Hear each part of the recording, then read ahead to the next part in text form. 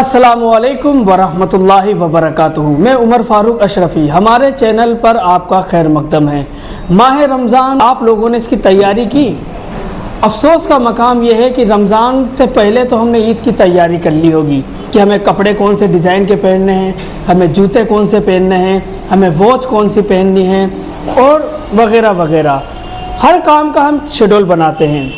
जब भी हम कोई प्लानिंग करते हैं तो उसका एक शेड्यूल बनाते हैं कि किस तरीके से इस काम को अंजाम देना है, उसकी पूरी प्लानिंग करते हैं। क्या आपने माह रमज़ान से पहले इसका शेड्यूल बनाया कि हमें क्या इबादत करनी है, हमें क्या नवाफिल अदा करने हैं, हमें किस तरीके से कुरान की तिलावत करनी है, हमें किस तरीके से क़ज़ा नमाज़ों को पूरा करना है, या सिर्फ आप लोग इसी में मसरूफ़ हैं कि हमें सहरी में कितने पराठे खाने हैं और हमें अफ्तार के बाद किस तरीके से वलीमा की तरह खाना खाना है। आप लोगों की तो यही प्लानिंग होगी। अफसोस सद अफसोस, रमज़ान का महीना शुरू होते ही हमें प्लान बनाना चाहिए कि हमें किस तरीके से नमाज अदा करनी है, हमें 5 वक्त की नमाज बाजमात अदा करनी है, हमें रोज़ा रखना है, हमें सहरी करनी है, हमें अफ्तार करना है, हमें नमाज तरावी अदा करनी है। और सबसे अच्छी चीज़ जो साल भर में नहीं हो पाता है, रमज़ान में उसका टाइम हमें मिल जाता है तहज्जुद अदा करने का। तो मेरे भाइयों, कोशिश करें कि पूरे 300 दिन तहज्जुद अदा करें, बल्कि पूरे साल भर हम नमाज तहज्जुद अदा करें।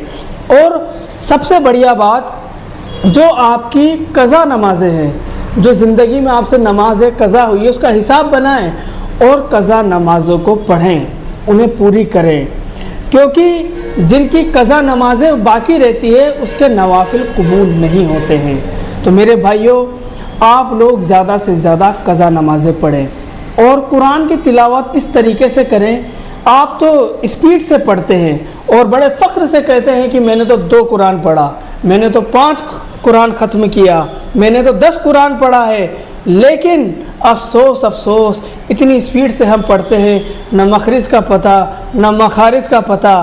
मेरे भाइयों, कुरान को अच्छे अंदाज में ठहर ठहर कर पढ़ने का हुक्म है।